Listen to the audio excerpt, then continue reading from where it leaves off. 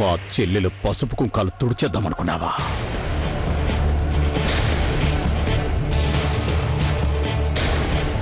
పట్టుకోండి వీడి. వీడు షహన్షా మీద దాడి చేయడానికి వచ్చాడు.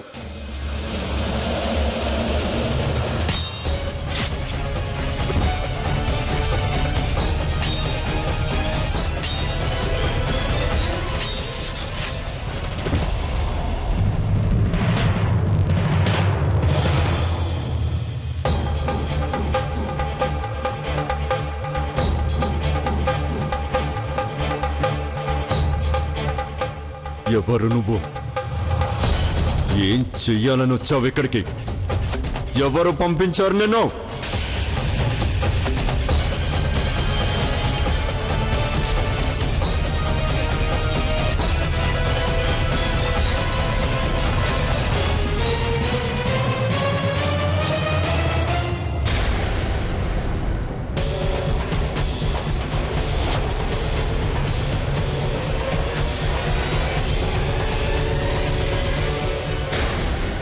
సుజామల్,